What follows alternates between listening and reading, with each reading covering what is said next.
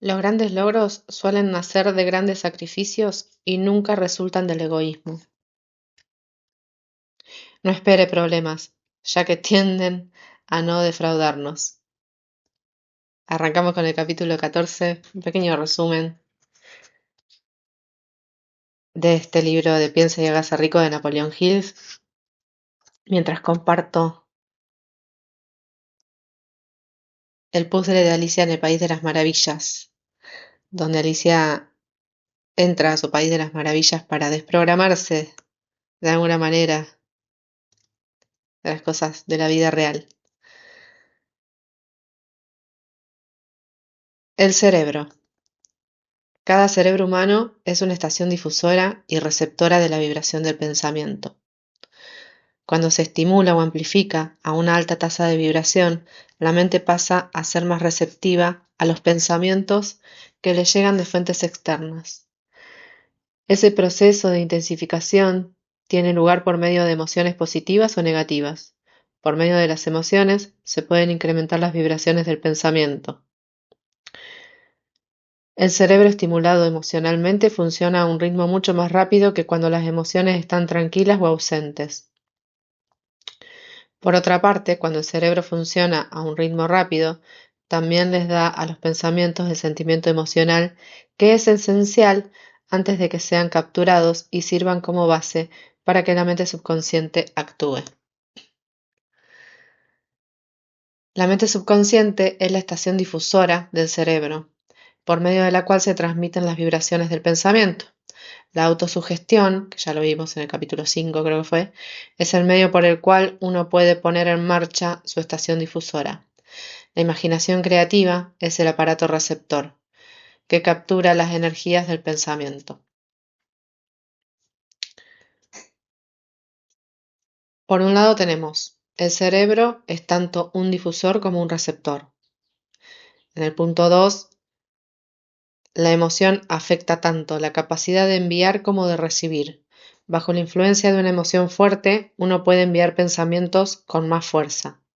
Bajo la influencia de una emoción fuerte, uno está más receptivo a recibir pensamientos. 3. Cuando envía pensamientos, ¿a dónde los envía? Al subconsciente por autosugestión. Cuando recibe pensamientos, ¿de dónde provienen? Del subconsciente, y usted los obtiene mediante la imaginación creativa. Su mente subconsciente posee dos aspectos: almacenamiento de información, como se explica en el capítulo anterior, conexión con la inteligencia infinita. Siguiente ítem. La inteligencia infinita es el medio por el cual uno recibe pensamientos de otros cerebros. La inteligencia infinita es el término de Hills para describir la ley básica de la física, dado que todo en el universo es tiempo, espacio, energía o materia, y dado que la materia es apenas energía en una forma diferente. Entonces todo realmente son partes diferentes de lo mismo. Eso significa que su mente subconsciente, energía, tiene una base común con todas las demás mentes subconscientes, energía. Los pensamientos de otros cerebros les llegan de la siguiente manera.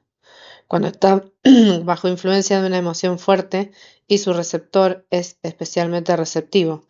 A veces el tirón es tan fuerte que trae un pensamiento de la mente subconsciente de otro cerebro. Eso es posible porque la inteligencia infinita interconecta su subconsciente con el subconsciente del otro cerebro. Los pensamientos de otros cerebros son lo que llamamos intuición corazonada, déjà vu o presciencia. Si bien la explicación de Hills se basa en la acción de una fuerza intangible que no se puede aislar y direccionar en un laboratorio, ni la ciencia médica ni la psicología pueden proporcionar una mejor explicación para los pensamientos que dependen de conocimientos o información que no poseemos. Las fuerzas más grandes son intangibles. En el pasado confiábamos en gran medida en nuestros sentidos físicos y limitábamos nuestro conocimiento a las cosas físicas que podíamos ver, tocar, pensar y medir.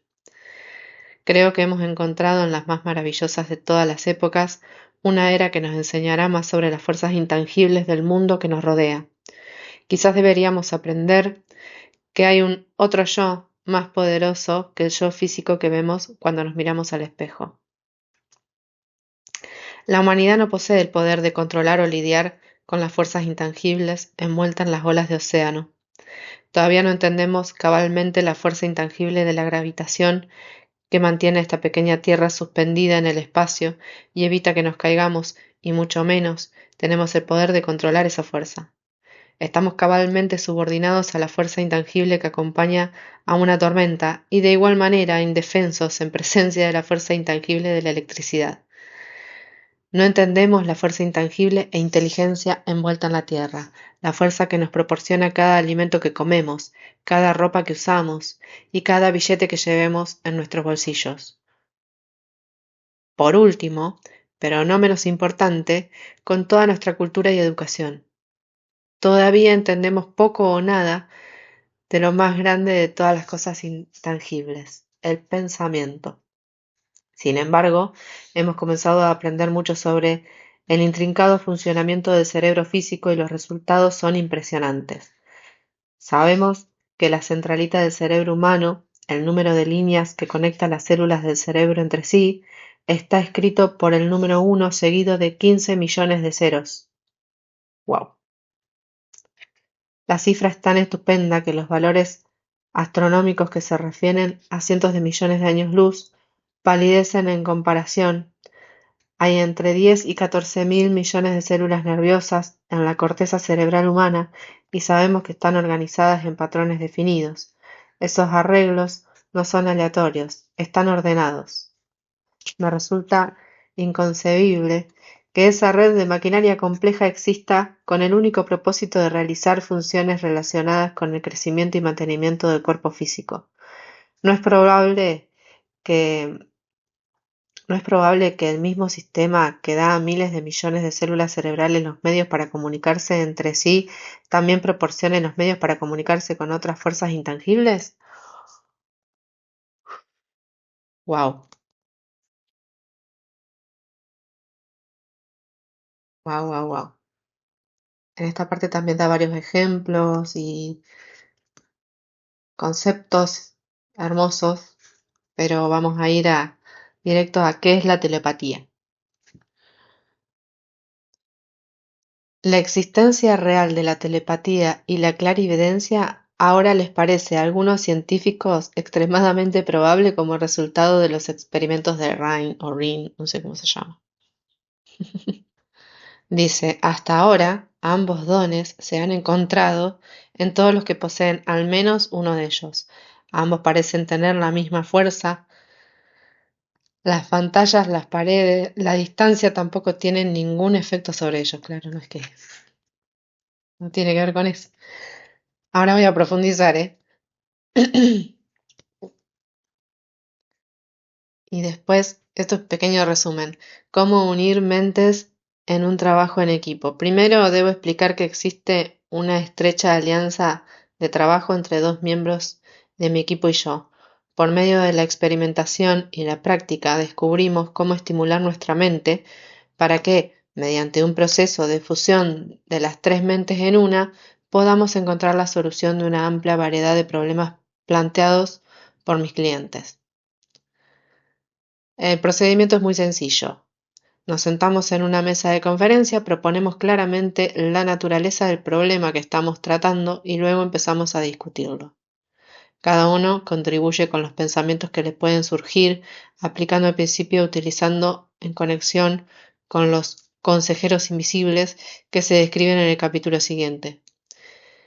Ese método de estimulación mental, al discutir temas definidos entre tres personas, ilustra el uso más simple y práctico de la mastermind.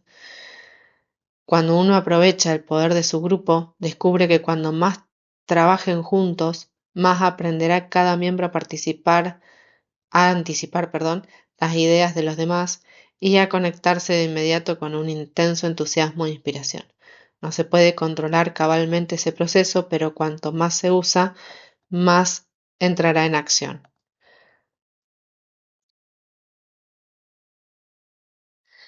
En los pueblos originarios se sabe esto por naturaleza, no han mandado a nadie a investigar ni a nada, simplemente observaron la naturaleza y la comparten entre ellos. Es una manera sencilla de conocer esa telepatía y esa conexión con uno y con el universo, ¿no? Em, Pasa que, bueno, por ahí hay otras mentes que necesitan ponerle etiqueta a todo. Está bien, hay que darle un poco de forma de vez en cuando. Em, pero lo que voy es que hay una gran diferencia entre observar lo cíclico y lo real de la vida a poner un grupo de personas a prueba y error. Eh, Cuando la cosa es más sencilla. Lleva más tiempo, pero bueno, es mi punto de vista. Seguimos con el capítulo 15. Vamos con el capítulo 15 que básicamente no lo voy a resumir porque es cortito. Dice, el sexto sentido, la puerta al tiempo de la sabiduría, el decimotercer paso hacia la riqueza. El decimotercer principio se conoce como el sexto sentido, con el cual la inteligencia infinita puede y se comunica voluntariamente, sin ningún esfuerzo o requerimiento por parte del individuo. Ese principio es la culminación de la filosofía del éxito. Puede asimilarse, entenderse y aplicarse únicamente con un dominio previo de los demás 12 principios. El sexto sentido es la parte de la mente subconsciente que se ha denominado imaginación creativa. También se conoce como el aparato receptor mediante el cual las ideas, los planes y los pensamientos surgen como flashes en la mente, y esos flashes a veces se los llama intuiciones o inspiraciones. El sexto sentido desafía toda descripción, no se puede describirlo a quienes no hayan dominado los otros principios de esta filosofía porque no tienen ningún conocimiento o experiencia con la que puedan comprar el sexto sentido. Una vez que haya dominado los principios de este libro, usted estará preparado para aceptar como correcta una afirmación que de otro modo le sería increíble. El sexto sentido le advertirá de los peligros inminentes a tiempo para evitarlos y les notificará de las oportunidades a tiempo de aprovecharlas. A medida que usted desarrolla su sexto sentido, es como si un ángel de la guarda viniera en su auxilio. Un ángel de la guarda que siempre le abrirá la puerta del templo de la sabiduría. Milagros del sexto sentido. No soy un creyente o defensor de los milagros por la mera razón de que tengo suficiente conocimiento de la naturaleza como para entender que nunca se aparta de las leyes establecidas. Sin embargo, creo que algunas leyes de la naturaleza son tan incomprensibles que producen eso que parecen milagros. El sexto sentido es lo más parecido a un milagro que he experimentado. Pero algo sí que sé. Existe un poder o una causa primera o una inteligencia que impregna cada átomo de materia y abarca cada unidad de energía perceptible para el hombre. Sé que la inteligencia infinita es lo que convierte las bellotas en robles, hace que el agua fluya cuesta abajo en respuesta a la ley de gravitación, y sigue la noche con el día y el invierno con el verano, cada uno manteniendo su lugar y relación con el otro. Por medio de la filosofía que explica este libro, esa inteligencia puede ayudar a transformar sus deseos en su forma concreta o material. Lo sé, lo probé y lo experimenté. Paso por paso, en los capítulos anteriores, usted ha llegado hasta aquí, al último principio. Si ha dominado cada uno de los principios anteriores, ahora está preparado para aceptar, sin escepticismo, las extraordinarias afirmaciones que aquí se hacen. Si no ha dominado los demás principios, debe hacerlo antes de determinar definitivamente si las declaraciones que se hacen en este capítulo son ficción o no. Permita que las grandes personas den forma a su vida. Nunca me he desviado del todo del hábito de adorar a los héroes. Mientras me encontraba en la fase de culto al héroe, traté de emular a los que más admiraba. Esa experiencia me ha enseñado que lo mejor, después de ser realmente grande, es imitar a los grandes, buscar actuar como ellos, ser como ellos y sentirse como ellos, tanto como uno pueda. Descubrir que la fe con la que traté de imitar a mis ídolos me dio una gran habilidad para hacerlo con bastante éxito. Mucho antes de escribir una línea para una publicación o hacer un discurso público, adquirí el hábito de remodelar mi carácter tratando de imitar a los 9 hombres cuya vida de cada uno había sido la más impresionante para mí. Esos 9 hombres son Emerson, Paine, Edison, Darwin, Lincoln, Burbank, Bonaparte, Ford y Carnegie. Todas las noches durante muchos años organicé una reunión de la Junta Imaginaria con ese grupo al que llamé Consejeros Invisibles. Hacía lo siguiente: antes de irme a dormir por la noche cerraba los ojos y veía en mi imaginación a ese grupo de hombres sentados conmigo alrededor de mi mesa de juntas. No solo tuve la oportunidad de sentarme entre los que consideraba grandes, sino que también llegué a dominar al grupo, actuando como presidente. Tenía un propósito muy definido al usar mi imaginación de esa manera. Era reconstruir mi carácter para que me convirtiera en una composición de carácter de mis consejeros imaginarios. Al darme cuenta de que tenía que superar la desventaja de haber nacido y crecido en un ambiente de ignorancia y superstición, asumí deliberadamente la tarea de renacimiento voluntario mediante el método que describí con anterioridad, construyendo el carácter por medio de la autosugestión. Yo sabía, por supuesto, que todos nos convertimos en lo que somos debido a nuestros pensamientos y deseos dominantes. Sabía que cada deseo profundamente arraigado hace que uno encuentre la manera de hacer realidad esos deseos. Sabía que la autosugestión es un factor poderoso en la forma del carácter. De hecho, es el único principio sobre el que se construye un carácter. Con tal conocimiento sobre cómo funciona la mente, estaba bien dotado del equipo necesario para reconstruir mi carácter.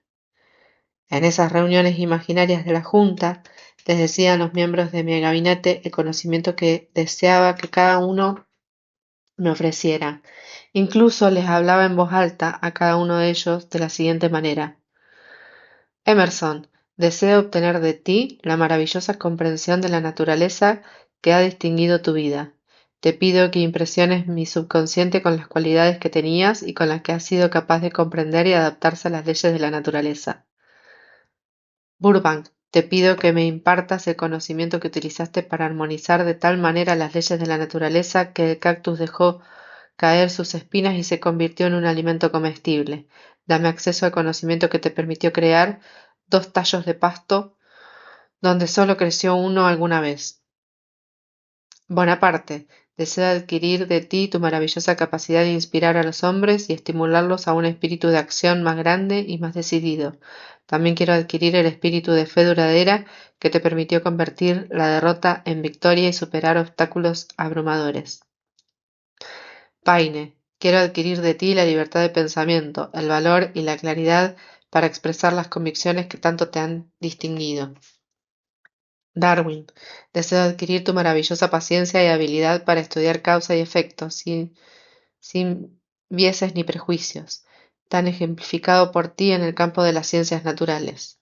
Lincoln, deseo incorporar en mi carácter el agudo sentido de la justicia, el incansable espíritu de la paciencia, el sentido del humor y la comprensión humana, la tolerancia que fueron tus señas de identidad. Bueno, y así sigue por 3 más que son ejemplo para él. Está bueno, ¿eh? Tomar 9 personajes y buscar qué es lo que te gusta de esa persona y que fomentarla. Dice, mi método para acercarme a los miembros de mi gabinete imaginario variaba según los rasgos de carácter que más me interesaba adquirir. He estudiado los registros de sus vidas con meticuloso cuidado. Después de unos meses de ese procedimiento nocturno, me sorprendió lo mucho que mis consejeros imaginarios parecían volverse más reales cada vez.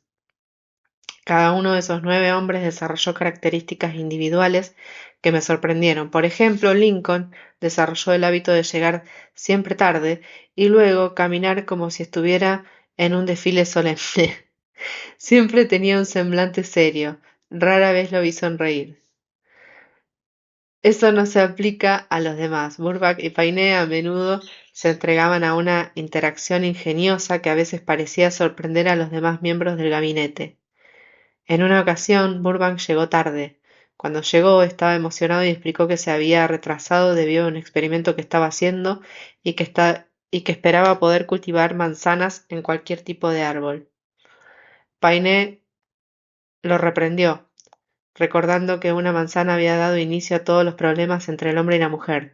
Darwin se ríe y le sugirió a Paine que tuviera cuidado con las serpientes pequeñas cuando iba al bosque a recoger manzanas, porque crecían y se convertían en grandes culebras.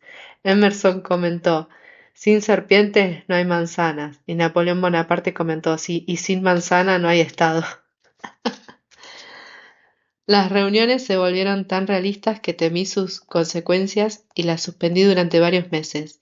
Las experiencias fueron tan extrañas que tuve miedo de proseguir y perder de vista al hecho de que eran solo una experiencia de mi imaginación. Al escribir este libro es la primera vez que tengo el valor de hablar sobre el tema. Sabía, por mi propia actitud hacia esos asuntos, que sería malinterpretado si describiera mi experiencia inusual. Hoy tengo el valor de poner todo por escrito porque ahora me importa menos que en el pasado lo que dicen los demás. Puede que los miembros de mi gabinete sean puramente ficticios y los encuentros existían solo en mi imaginación, pero me llevaron por gloriosos caminos de aventura. Revivificaron mi aprecio por la verdadera grandeza, alentaron mi creatividad y me inspiraron a ser honesto y audaz al expresar mis pensamientos. Me encantó. Recurriendo a la fuente de inspiración. En algún lugar de la estructura celular del cerebro hay algo que recibe las vibraciones del pensamiento comúnmente llamadas intuición. Hasta el momento la ciencia no ha descubierto dónde se encuentra ese sexto sentido. Por eso no es importante, pero eso ahora no es importante. El hecho es que los seres humanos reciben conocimientos precisos de fuentes distintas de los sentidos físicos. Por lo general, ese conocimiento se recibe cuando la mente está bajo la influencia de una estimulación extraordinaria. Cualquier emergencia que despierte las emociones y haga que el corazón lata más rápido puede activar el sexto sentido para que actúe. Cualquiera que haya estado a punto de sufrir un desastre mientras conducía sabe que su sexto sentido a menudo viene al rescate y ayuda a evitar un accidente en una fracción de segundo. Mencionó lo anterior como trasfondo para la siguiente declaración. En muchas ocasiones, cuando enfrenté emergencias, algunas de ellas tan graves que mi vida estaba en peligro, fui guiado milagrosamente a salir de esas dificultades por las influencias de mis consejeros invisibles. Mi propósito original al llevar a cabo reuniones con seres imaginarios era simplemente usar la autosugestión para impresionar mi mente subconsciente con ciertos rasgos que deseaba adquirir. En los últimos años, mi experimento ha tomado un rumbo cabalmente diferente. Ahora presento ante mis consejeros imaginarios todos los problemas difíciles que encuentro y que atormentan a mis clientes. Durante las reuniones con esos consejeros invisibles, encuentro que mi mente está más receptiva a las ideas, pensamientos y conocimientos que me llevan por medio del sexto sentido. Los resultados a menudo son sorprendentes, aunque no dependo íntegramente de esa forma de consejo. El sexto sentido no es algo que uno puede activar y desactivar a voluntad. La capacidad de utilizar ese gran poder se adquiere lentamente mediante la aplicación de los demás principios que se reciben en este libro. Con independencia de quién sea usted o cuál era su propósito al leer este libro puede beneficiarse de él, incluso si no comprende por completo cómo o por qué funciona el principio que se describe en este capítulo. Eso es especialmente cierto si su objetivo principal es acumular dinero u otras cosas materiales. He escrito este capítulo sobre sexto sentido porque el libro fue diseñado para presentar una filosofía completa mediante la cual los individuos puedan guiarse ininterrumpidamente para obtener lo que quieren de la vida. El punto de partida de todos los logros es el deseo. El punto final es el tipo de conocimiento que conduce a la comprensión. Comprenderse a sí mismo, comprender a los demás, comprender las leyes de la naturaleza y reconocer y comprender la felicidad. La comprensión completa proviene apenas de la familiaridad con el principio de sexto sentido y su uso. Al leer este capítulo, puede que se haya elevado a un alto nivel de estimulación mental. Espléndido. Vuelva a leerlo en un mes. Léalo otra vez y observe que su mente se elevará a un nivel de estimulación aún más grande. Repita esta experiencia de cuando en cuando, sin preocuparse de cuánto aprende en ese momento. Con el tiempo, se encontrará en posesión de un poder que le permitirá liberarse del desánimo, superar el temor, la procrastinación y utilizar libremente su imaginación. Entonces sentirá el toque de ese algo desconocido que ha sido el espíritu movilizador de todos los grandes pensadores, líderes, artistas, músicos, escritores o estadistas. Entonces estará en condiciones de transmutar sus deseos en su contraparte física o financiera con la misma facilidad con la que puede someterse y darse por vencido al primer signo de oposición. Qué hermoso, me encantó. Bueno, cada uno tiene sus amigos imaginarios a su estilo, ¿no?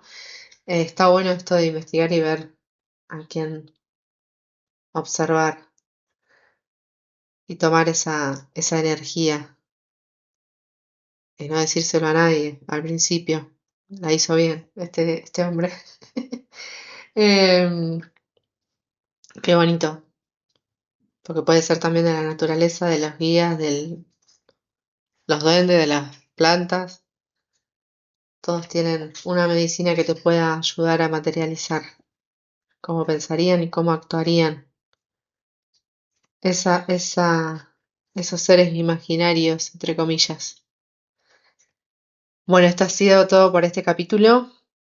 Em, si llegaste hasta acá, te agradezco un like, una suscripción.